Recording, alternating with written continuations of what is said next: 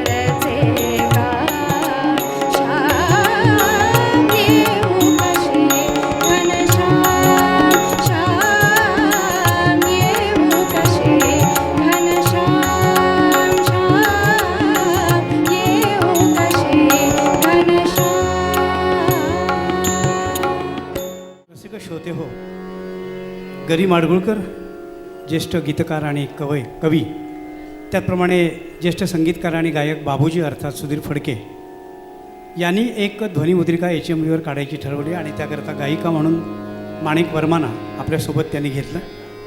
सुमारे 2 महिने त्या गाण्यांच्या तालमी झाल्या आणि तालमी झाल्यानंतर रेकॉर्डिंग करता जेव्हा हे तिघेजणं स्टुडिओमध्ये पोचले तेव्हा रेकॉर्डिंगला सुरुवात झाली आणि त्या HMVचे अधिकारी अस्वस्थ झाले.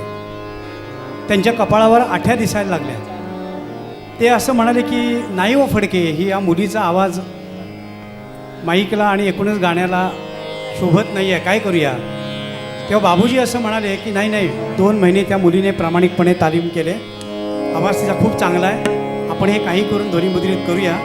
असं अनेक वेळा सांगितल्यानंतर ती ध्वनिमुद्रिका केली गेली. त्यातली 2 गाणी अतिशय लोकप्रिय झाली.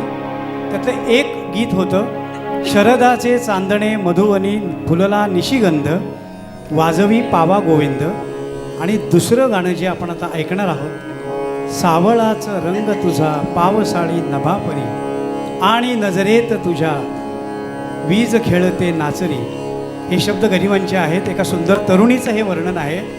आणि पु ल देशपांडे गमतीनं असं म्हणाले की माणिक, तुला नको नको म्हणणारी ही जी ध्वनिमुद्रिका आहे ना, ती अख्ख्या महाराष्ट्र नव्हे संगीत जगतामध्ये इतकी गाजते की सावळाचं हा जो शब्द आहे ना, तो आता पांढरा व्हायला लागला आहे आपोआप. इतके वेळा ती फिरते. पुलसते. त्यांनी फार सुंदर दाद माणिक यांना दिली होती. तर हे अप्रतिम असं गीत आपण आता ऐकूया. गरिबांचे शब्द आहेत, आत्ता सांगितलं. बाबूजींचं संगीत आहे आणि माणिक वर्मांचा स्वर आहे. ऐकूयाच हे वर्णन एका सुंदर स्त्रीचं.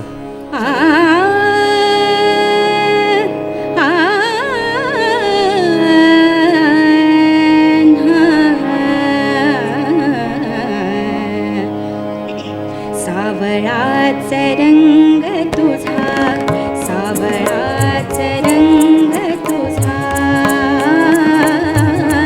सावळाच रंग तुझा.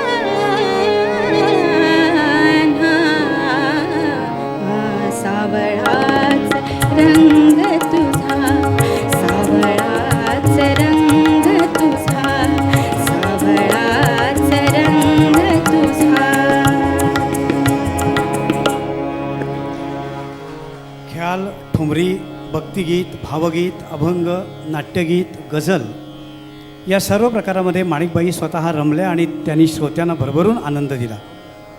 बालगंधर्वांप्रमाणेच त्या लोकप्रिय होत्या, कारण बालगंधर्व आणि हिराबाई बडोदेकर हे त्यांचे संगीत क्षेत्रामधले अजून आदर्श. बालगंधर्वांप्रमाणेच त्या लोकप्रिय तर होत्याच, आजही त्यांच्याबद्दल तोच आदर जनमानसामध्ये टिकून आहे.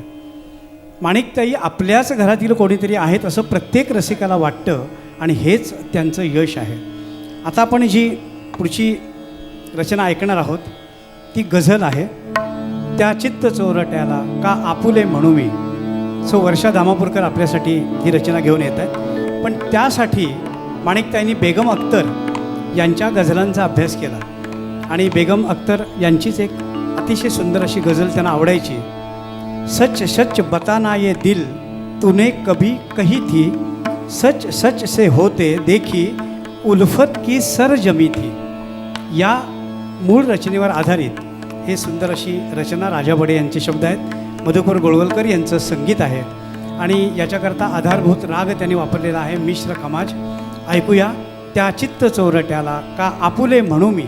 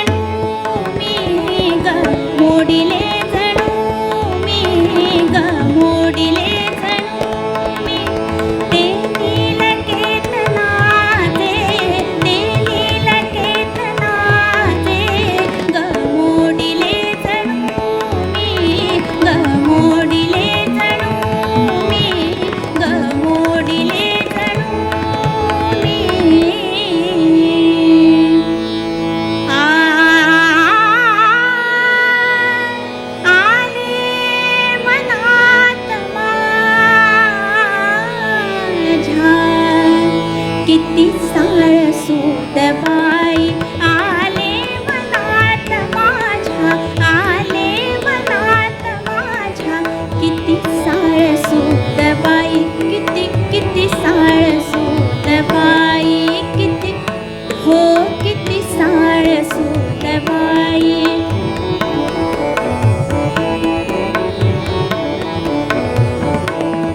किती साळसूदबाई, किती साळसूदबाई.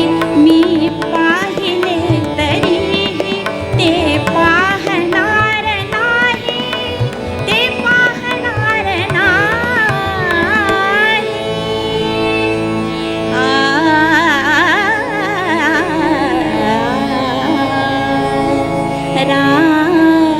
राजीवलोचना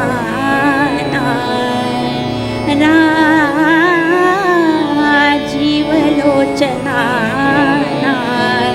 गवाहिली तनू मी, गवाहिली तनू मी.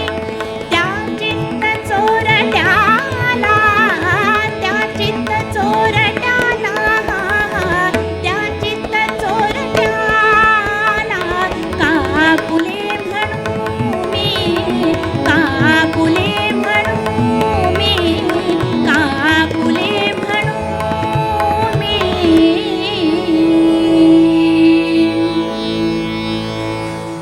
माणिकताई वळल्या त्या अभंगवाणीकडे, संतवाणीकडे. ज्ञानबा तुकारामांची रसाळ अभंगवाणी माणिकताईंच्या मुखातून अवघी पंढरी दुमदुमू लागली. अनेक उत्तमोत्तम भक्तिरचना त्या गाऊ लागल्या. सगुण निर्गुण घडी घडी चरण तुझे आठवती रामा. जनी नामयाची रंगली कीर्तनी आलासी धावा. एकतारी गाते यासारख्या एकापेक्षा एक वरचढ रचना त्या गाऊ लागल्या. आणि त्यांना सुधीर फडके, दशरथ पुजारी, पु ल देशपांडे, मधु गोळवलकर, श्रीनिवास खळे, गोविंद पोवळे, वसंत पवार, प्रभा जोग, बाळ माटे, एन व्ही अभ्यंकर, त्यामध्ये विठ्ठल शिंदे यासारख्या संगीतकारांचं मार्गदर्शन आणि त्या संगीतकारांनी दिलेली संधी त्यांना मिळाली. त्यातली एक रचना आपण ऐकूया. संत रामदास स्वामींचे शब्द आहेत आणि विठ्ठल शिंदे यांचं संगीत आहे. राघवाची कथा पतित पावन सादर करते आहे सानिका गावडे.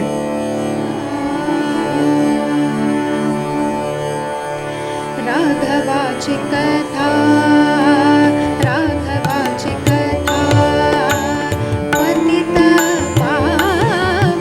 राघवाची कथा, पतित पावन. गाती भक्त जन आवडीने. राघवाची कथा, पतित पावन. राघवाची कथा.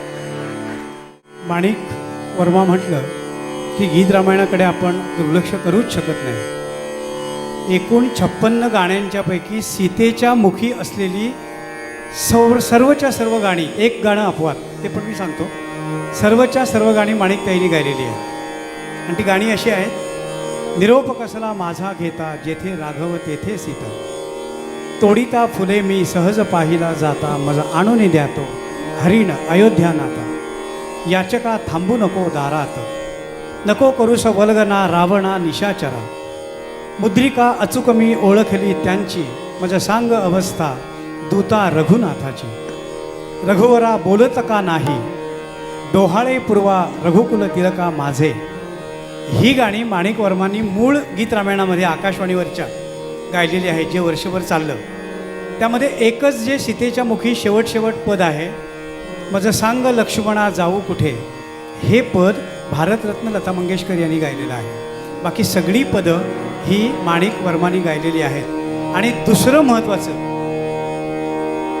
1 एप्रिल 1955 गीत रामायणाचं प्रक्षेपण होणार होतं. आदली रात्र 31 मार्चची संध्याकाळची वेळ आहे, रेकॉर्डिंगची तयारी चालू आहे, सगळी धावपळ सुरू आहे. आणि बाबूजींचा अर्थात सुधीर फडकेंचा मुलगा 5 वर्षाचा श्रीधर फडके हा तापाने फणफणलेला होता. आणि इतकं त्याचं ते तापाचं दुखणं वाढत गेलं की त्याला दवाखान्यात नेण्याशिवाय पर्याय नव्हता. बाबूजी रेकॉर्डिंगच्या गडबडीत, त्यात पुन्हा तो गीत हरवल्याचा घोळ झाला होता. तो तुम्हाला माहिती आहे, तो आत्ता मी सांगत नाही. स्वयश्री रामप्रभू ऐकती हे गीतच कुठेतरी हरवलं. आणि मग सीताकांत लाडानी ते पुन्हा लिहून घेतलं. आणि त्याचा एक किस्सा वेगळा आहे, तो आपण रामायणाच्या वेळी ऐकूया. आत्ता आपण माणिक वर्मांच्याबद्दल ऐकतोय. तर तिकडे बाबूजी गडबडीमध्ये, इकडे श्रीधरला दवाखान्यात न्यावं लागतं आहे. तर ललिता फडके यांच्याबरोबर, म्हणजे बाबूजींच्या मिसेस आणि श्रीधरची आई, त्यांच्यासोबत माणिक वर्मा दवाखान्यात गेल्या.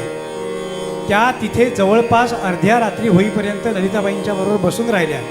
त्यात योगायोग असा होता की पहिलं जे गीत आहे त्याची सुरुवात अशी आहे, श्रीराम श्रीराम असा पहिला जयघोष आहे. तर तो ललिता फडके आणि माणिक वर्मा यांच्या आवाजामध्ये रेकॉर्डिंग व्हायचा होता. आणि ह्या दोघी दवाखान्यात. दरम्यान काय झालं, ते गीत लिहून झालं, सीताकांत लाडांच्या प्रयत्नाला यश आले आणि रेकॉर्डिंगचे काम आता होणार पहाटे. असं होत असताना बाबूजी मधल्या काळामध्ये जेव्हा वेळ मिळाला तेव्हा रिक्षा करून दवाखान्यात गेले. श्रीधरच्या तब्येतीची चौकशी केली आणि तो आता बऱ्यापैकी बरा आहे, तब्येत सुधारते, डॉक्टरांच्या प्रयत्नांना यश येतं हे कळल्याबरोबर तो त्या दोघींना, म्हणजे ललिताबाईंना आणि माणिकताईंना घेऊन रेकॉर्डिंगसाठी ते आले. आणि पहिलं गीत रेकॉर्ड झालं. श्रीराम श्रीराम हे शब्द जे आहेत पहिले ते ललिताबाई अर्थात बाबूजींच्या सौभाग्यवती आणि दुसऱ्या माणिकताई. सांगण्याचा मुद्दा असा आहे की माझं रेकॉर्डिंग आहे म्हणून त्या साडी नेसून फक्त रेकॉर्डिंग स्टुडिओमध्ये गेल्या नव्हत्या, तर त्या गरजेच्या वेळी बाबूजींच्या मुलाच्या तब्येतीची काळजी घेण्याकरता आणि ललिताताईंना आधार देण्याकरता दवाखान्यात गेल्या होत्या. अशा अत्यंत, ज्याला आपण म्हणतो गोड स्वभावाच्या, परोपकारी स्वभावाच्या माणिकताई, त्यांच्यासाठी एकदा जरा जोरदार टाळ्या होऊ देत. आणि त्यांनीच जी गीत रामायणामधली गीतं गाजवली त्यातलंच गीत रामायणाला वळण देणारं, कथानकाला वळण देणारं जो सोन्याचा मृग पाहिला, त्याच्यावरनं हल्लीच 1-2 ओळी चांगल्या मला ऐकायला मिळाल्या. एक बघा, आपण हरिण या शब्दाला बऱ्याच वेळा बोलीभाषेमध्ये हरण असं म्हणतो. हरणचा अजून अर्थ वेगळा आहे, पण हरण म्हणतो आपण. तर हरणाचं वस्त्र करण्यावरून जे झालं ते रामायण, हरणाचं वस्त्र करून होण्यावरून जे काही झालं ते रामायण, आणि वस्त्र हरण करण्यावरून जे काही झालं ते महाभारत असं म्हटलं जातं. तर तेच आपण गीत रामायणातलं, रामायणासाठी आणि रामाची कथा बदलवणारं आता ऐकूया. मज आणून द्या तो हरिण अयोध्या नाता. स्त्रीचा हट्ट आहे, ती रामाना कोणकोणत्या शब्दामध्ये चेतवते ती बघा. आणून द्या तो हरिण अयोध्या नाथा, मज आणून द्या तो हरिण अयोध्या नाथा.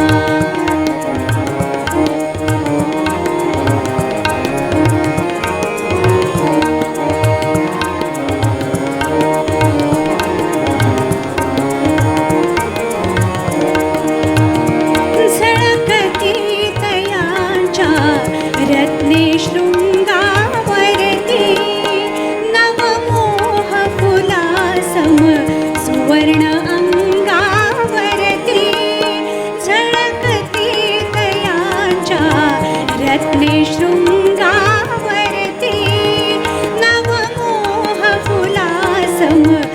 वर्ण अंगावरती हे नयन वाळले त्याच्या रंगावरती ते इंद्र चापसे उच्छवासले उडता मज आणून जातो हरिण अयोध्यानाथा मज आणून जातो हरिण अयोध्यानाथा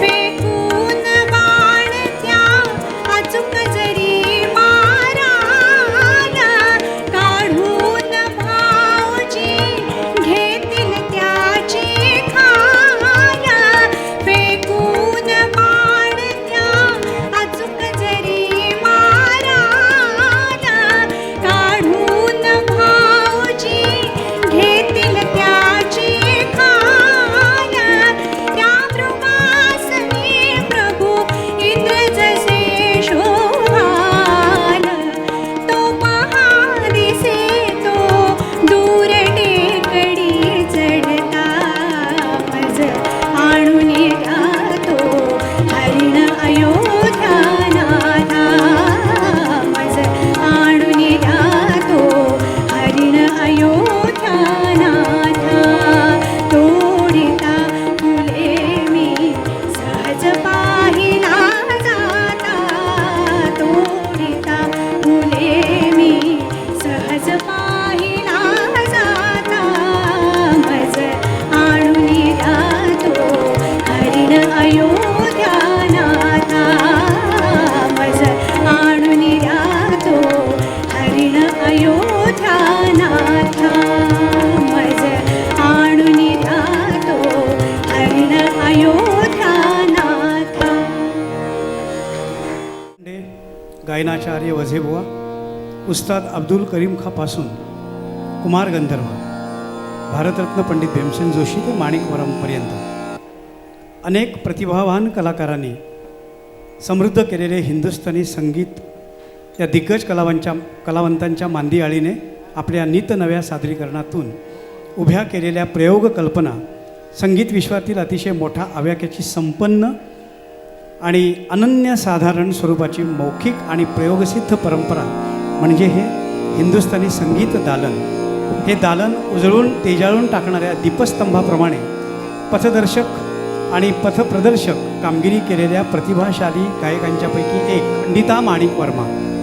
नाट्यसंगीत आणि त्यांचा खूप जवळचा संबंध होता. प्रत्यक्ष नाटकामध्ये संगीत नाटकामध्ये त्यांनी भूमिका केल्या नाही, परंतु त्यांनी नाट्यसंगीत गावं असा अनेकांनी आग्रह केल्यानंतर अगोदर त्यांनी नाट्यसंगीताचा अभ्यास केला. बालगंधर्व हे त्यांचे गुरु त्या बाबतीतले, आणि त्यांनी त्यांना आशीर्वादच दिला होता की देवा मोठी गायिका होशील. त्या सेवादर्शन शाळेमध्ये बालगंधर्व प्रमुख पाहुणे म्हणून गेले होते, आणि ही खूप छोटी अशी असणारी आमची माणिक ही त्यांच्या पुढे त्यांनी 2 भीमपलास रागातली नाट्यपदं सादर केली होती. आणि ती ऐकून बालगंधर्व अक्षरशः डोलत होते. आणि जेव्हा स्टेजवरनं उडी मारून बालगंधर्वांचा आशीर्वाद घेण्याकरता माणिक त्यांच्यासमोर धावली, तेव्हा अतिशय प्रेमाने डोक्यावरनं हात फिरून बालगंधर्वांनी आशीर्वाद दिलेला आहे. ते सगळ्यांनाच देवा असं म्हणायचे, देवा खूप मोठी गायिका होशील हां. आणि बालगंधर्वांचा तो आशीर्वाद निश्चितपणे खरा ठरला, कारण पुढे नाट्यगीतांच्या गायनाच्या अनेक ध्वनिमुद्रिका माणिकवर्मांच्या लोकप्रिय झाल्या. त्यातलंच त्यांनी गाजवलेलं एक पद संगीत मानापमानमधलं आहे. गोविंदराव टेंबे यांचं संगीत आहे. कृप खाडीलकर अर्थात काकासाहेब खाडीलकर यांचे शब्द आहेत. मला मदन भास हा मोही मना, आणि मूळ त्याचे गायक नाटकातले बालगंधर्वच आहेत. त्यामुळे त्याच ढंगाने जाणारी ही नाट्यपद रचना आपल्याला निश्चित आवडेल. सौ मंजिरी झोपेश्वरकर आपल्यासाठी ही नाट्यपद रचना सादर करतायत, ऐकूया. मला मदन भासे हा, मला मदन भासे हा, मला मदन भासे हा, मोही मना या मोही मना या मोही मना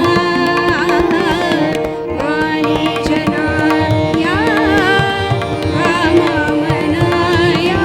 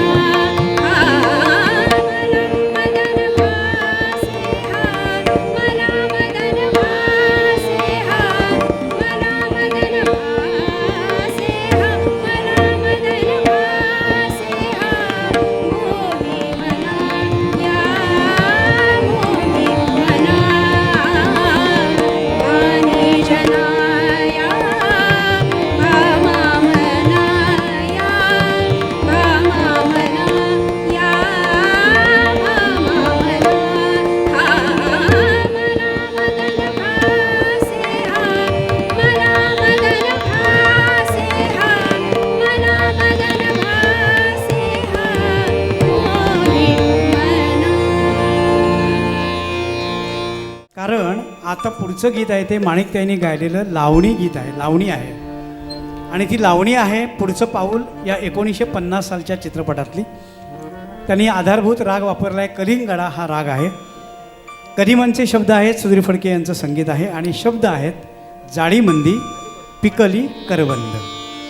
सादर करते आहे सौ वर्षा धामापूरकर.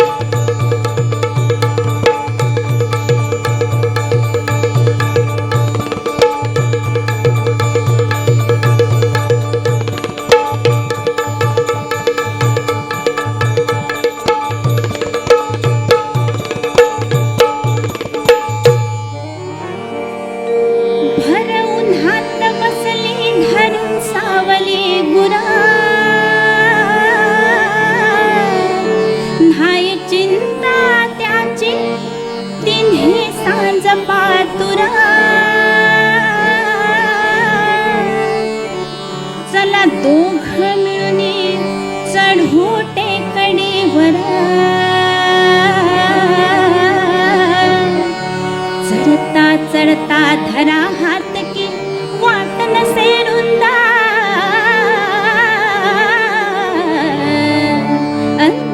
जाळी मंदी पिकली करवंद जाळी मंदी पिकली करवंद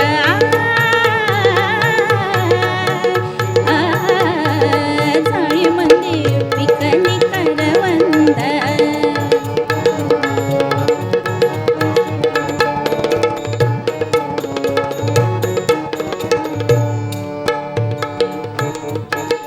बालपणातील जीवाचं मैत्र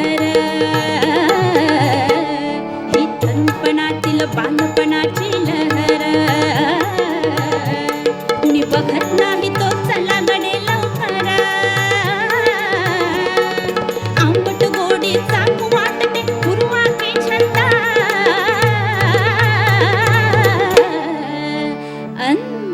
जाळी मंदी पिकली करवंद जाळी मंदी पिकली करवंद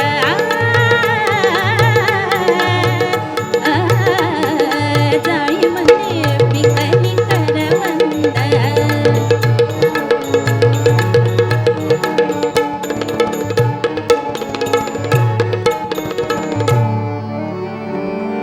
मला लाज वाटते सांगाया ते धनी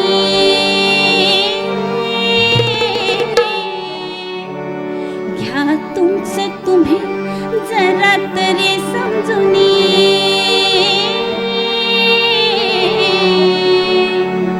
अहो पाळणा उद्याचा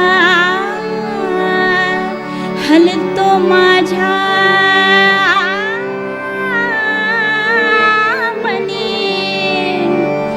दऱ्या टेकड्या चला धुंडूया होऊन बेबंदा जाळी मंदी पिकली करवंद जाळी मंदी पिकली करवंद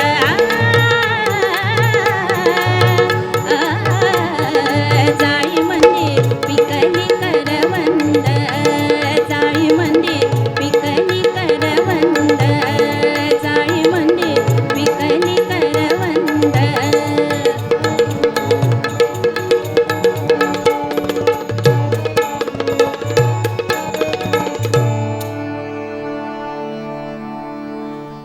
ढोलकीवादक आहेत संकेत मापणकर, त्यांच्यासाठी जोरदार टाळ्या वाजवल्या. आमचे हार्मोनियम साथ करणारे समर्थ केळुसकर, तालवाद्य Bhaskar Mestri, synthesiser keyboard Sahil Ghube, organ Mangesh Mestri, tabla साथ सिद्धेश सावंत आणि नीरज भोसले. या सर्वांसाठी एकदा जोरदार टाळ्या. आणि वर्षा देवण यांच्यासाठी जोरदार टाळ्या. वर्षा देवण धामापूरकर.